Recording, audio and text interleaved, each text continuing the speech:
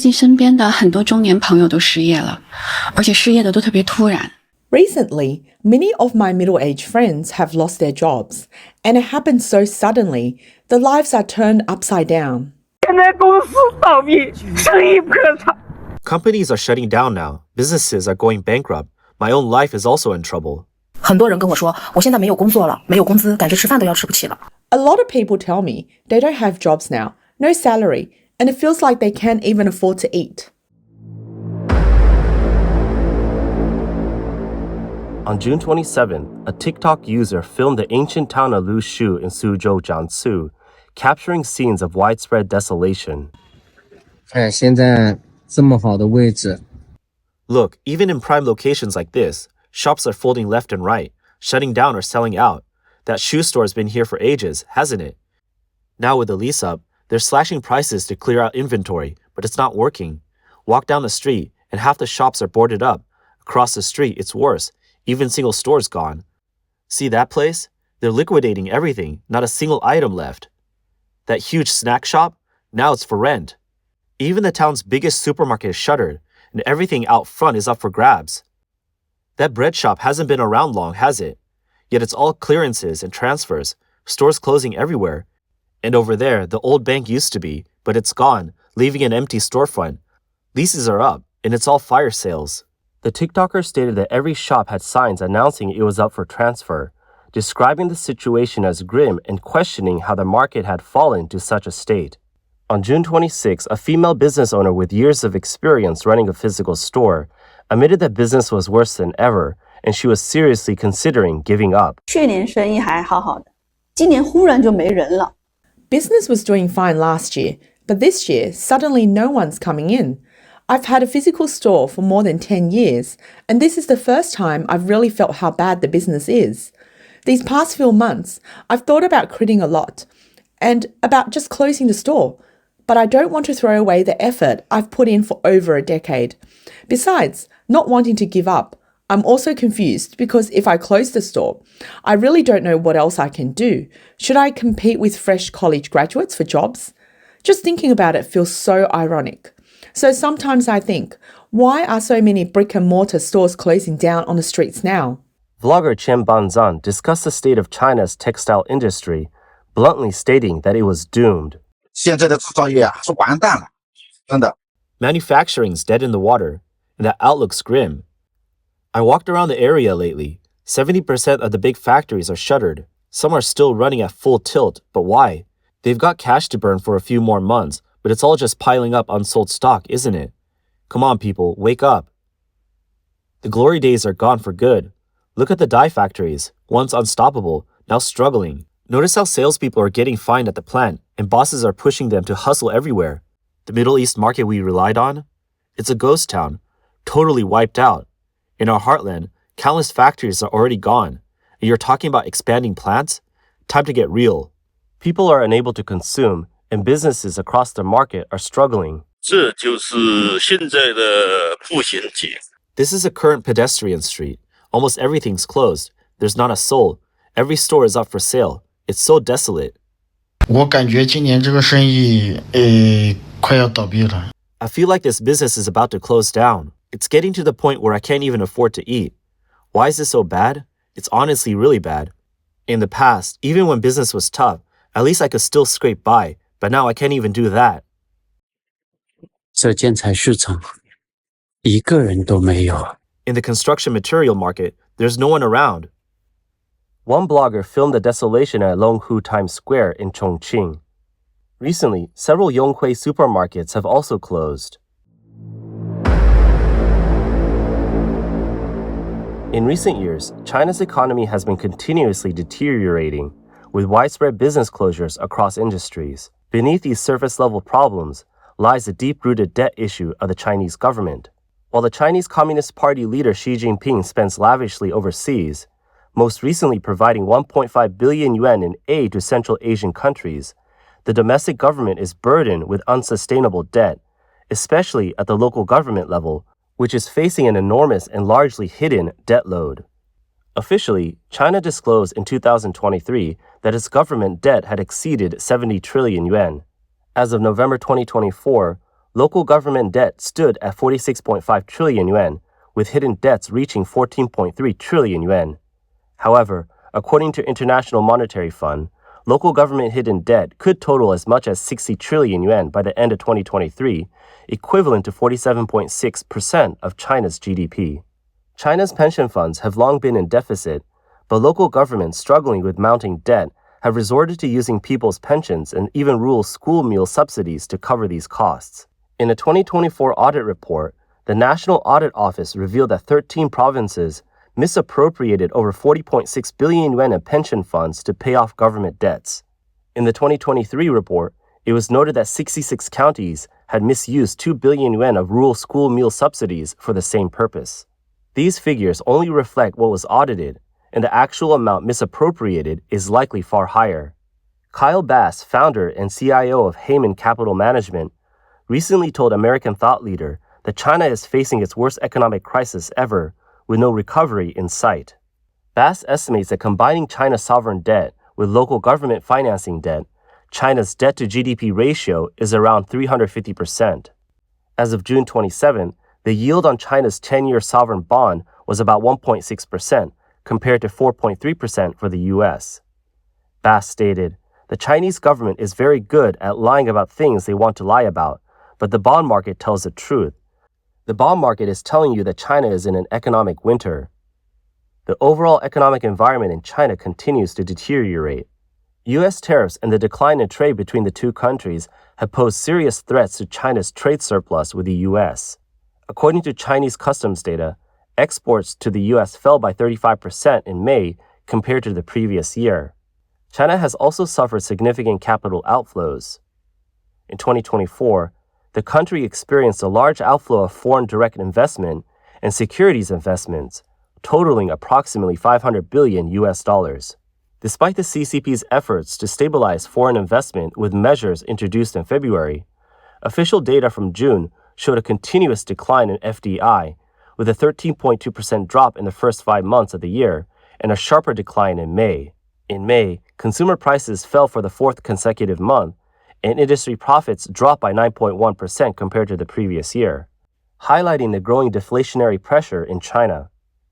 One of the most prominent examples of China's deteriorating economy is the real estate sector. Before 2021, real estate accounted for more than a quarter of China's GDP. But after the bubble burst in 2021, millions of apartments were left empty and hundreds of thousands of units sold but unfinished. Property values have also been declining, alongside major financial losses for local governments and larger corporations. The collapse of real estate giant Evergrande in 2021 marked the onset of China's real estate crisis. Despite a series of measures introduced by the government since last September, the market remains in a prolonged slump. In May, new home prices fell at their fastest rate in 7 months, continuing a 2-year decline. Stagnant household incomes and the abundance of unsold homes continue to hurt the sentiment of potential buyers and investors. The situation has worsened with a shrinking population. Due to declining birth rates, nearly 36,000 kindergartens have closed in the last 2 years, and the number of preschool-aged children has decreased by more than 10 million. But the collapse of the real estate market has not slowed China's borrowing. On the contrary, the government's debt-to-GDP ratio, as well as the overall national debt, have risen sharply over the past 5 years. Many factories have shut down. The severe employment situation is no longer limited to the middle-aged demographic. The unemployment crisis triggered by the economic downturn is affecting people of all ages and industries. Back in February, China's national unemployment rate reached 5.7%, the highest in 2 years, with youth unemployment at 16.9%. While the official youth unemployment rate has shown a slight decrease in recent months, some have criticized it as being artificially adjusted. Due to the trade war, many labor-intensive industries, such as clothing and electronics, have moved to Southeast Asia. At the same time, industries that once absorbed a large portion of employment, like manufacturing and construction, are also experiencing a downturn, leaving fewer job opportunities. Many Chinese workers, after years of factory work, have turned to jobs as delivery riders, rideshare drivers, temporary workers, or street vendors. Many recent graduates and members of the middle class who have fallen back into poverty have also joined this group. 我现在越来越觉得这个世界快要颠掉了。I'm starting to feel more and more like the world's upside down. I don't know if you've noticed, but now more and more low-level jobs are being flooded with people. And these people are all wearing glasses, looking clean and neat, and you would think they have a high level of education. Industries related to ride-sharing and delivery are also facing internal competition and job losses. On June 23rd, Meituan's community group buying platform Meituan Youxuan suddenly shut down on a large scale. A number of Meituan employees who were in the middle of deliveries were suddenly told they were unemployed, leaving them shocked and helpless. 美团全面关仓了，我们到现在都很蒙圈。Meituan has completely shut down. We are all still in a daze. In the afternoon, everything was fine, but by the morning, it couldn't be used anymore. Even the internal employees of Meituan didn't hear anything beforehand. In the morning, they were still working, but by the end of the morning, they were unemployed. A delivery worker posted a video late at night to share the difficulties she faces. 现在是凌晨的12点，我已经下班了。It's 12 a.m. now, and I've just finished work. I've completed the last order, 44 orders today, earned 382.9 yuan, worked 12 hours. Honestly, it's really tiring. So when you spend money in the future, never spend it recklessly. Earning 100 yuan feels like life or death, but spending 100 yuan is like water flowing out. She noted that delivery workers seem to be among the most discriminated against. One delivery worker expressed frustration. 我送外卖就不值得被你们尊重吗？为什么电梯不让我坐？ Isn't my job delivering food worth some respect? Why can't I use the elevator? When I deliver food, you either want me to take your trash or something else. Is that what you think I'm supposed to do? And every time, you threaten me with bad reviews. In Guangzhou and Shenzhen, hundreds, even thousands of people are struggling to find work. Many are living under bridges, unemployed, in debt, unable to afford food, and dealing with depression or even divorce. Among them are young people, including women aged 18 to 20. Many delivery workers are among those living in difficult conditions. Experts point out that even in prosperous cities like Guangzhou and Shenzhen, many people are forced to sleep in public spaces and under bridges. This reflects the broader collapse of China's economy. Brothers, can't take it anymore, really. There are too many older guys out here. Social media is flooded with the voices of the unemployed and job seekers expressing their frustration. 本科毕业摆摊，真给母校丢脸了。 I graduated with a bachelor's degree and started a store. Now I've brought shame to my university. The school even called and asked me to take down a video because it's causing too much of a stir. 现在的形势非常非常的严峻。 The situation is really tough right now. No matter how hard you work, it feels like it doesn't make much of a difference. Tell me, what's making money these days? 你们能想象吗？我是一个211本硕。 Can you imagine this? I'm a 211 university graduate, 35 years old, and I don't have a proper job. My social security payments have been cut off, and I still have 25 years left on my mortgage. 我可能要活不下去了，已经6月初了。 I might not make it. It's already early June and I still can't find a job. How many people are out of work like me? I've been unemployed for 3 months, lying in my rented room. After my business went under, I started looking for a job, but I kept getting rejected. I'm still young, but it feels like I've been put on pause. I don't even have the courage to look for work anymore. I just lie in bed, watch videos, and sleep, only eating 1 meal a day. 今年燕郊失业到底有多严重啊？ This year, how bad is unemployment in Yanjiao, Hebei? Everyone's saying they can't find a job. A lot of my friends have also lost their jobs. Some have been lying at home for over a year without finding anything. Some can't find a job in their field, so they've started doing sales, delivery, or working for Didi. They're doing whatever they can, and some have just given up and stayed at home. China's economy and society have become increasingly fragile, and the CCP is unwilling to take the risk of large-scale reforms that might threaten its control. Instead, it has returned to old practices, doubling down on borrowing and investing to pursue superficial economic growth. Economist Shang Songzuo from Renmin University said back in 2019, China's economy is largely based on speculation, and everything is over-leveraged. In recent years, China's manufacturing and construction sectors have suffered from severe overcapacity, a result of the government's planned economy model. Warehouses across China are filled with unsold inventory, and abandoned cars and unused shared bikes clutter urban streets. These are the consequences of poor planning. These flawed investments are not driving economic growth, but are simply adding to the country's growing debt. Ordinary Chinese citizens have paid a heavy price for the excessive borrowing and overinvestment in infrastructure. Household incomes have lagged behind economic growth, and social spending is restricted by the household registration system. Many migrant workers in cities cannot access healthcare, unemployment insurance, pensions, or urban education. These families are forced to save more just to survive, unable to increase their consumption. For many families at the bottom of the social ladder, it seems they will never be able to improve their situation. A vlogger interviewed a struggling family. 医学本科毕业，然后自己放弃考研。 You graduated with a medical degree, then gave up on grad school, and now you're telling me you're going to deliver food? Because my mum has uremia, and my dad has Bechtereeve's disease, and my brother is disabled. Uncle, where does your family income come from now? The income comes from farming. We grow peanuts.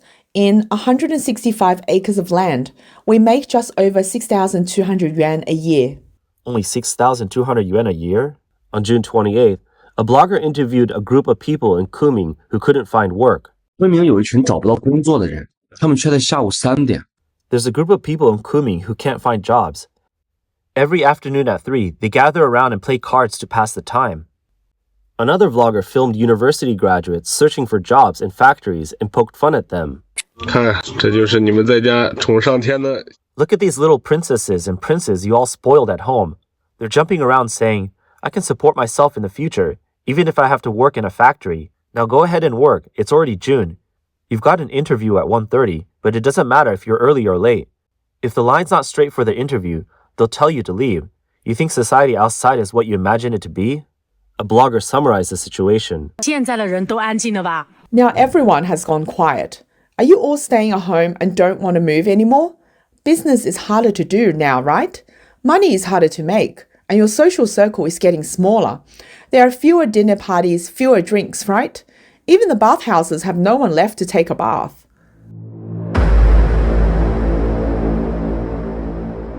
Industries are going bankrupt, unemployment is widespread, and macroeconomic forces are rapidly deconstructing China's economic development.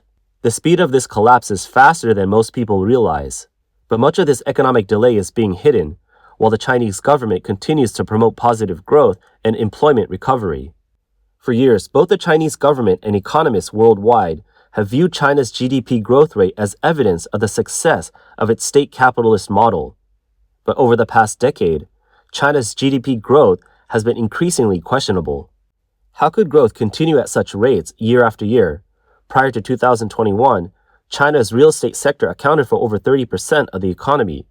Yet the sector has been collapsing ever since the 2021 crisis. Housing prices have been falling for more than 22 consecutive months.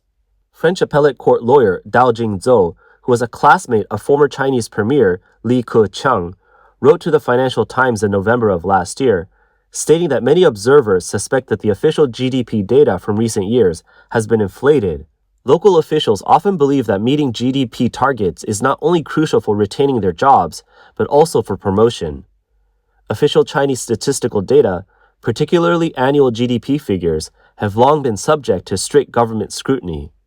Researchers from the University of Chicago speculate that China's actual GDP may be 60% lower than what is reported by the government. But aside from falsifying statistics, the Chinese government has also been concealing critical data, preventing foreign researchers from accessing it. A May analysis by the Wall Street Journal showed that the Chinese authorities have stopped publishing hundreds of datasets previously used by researchers and investors, including land sale data, foreign investment figures, and unemployment rates. Data on cremations and business confidence indices have also been halted. Even official reports on soy sauce production have disappeared. China expert Gordon Chang commented on this, stating that the Chinese Communist Party is erasing critical data and the regime has reached a dead end. Dutch scholar Frank Dichter, known for his research on Chinese history, made a vivid comparison. China is like an impressive oil tanker from a distance, with a captain and officers proudly standing on the bridge, while sailors below work frantically to pump out water and plug the leaks to keep the ship afloat.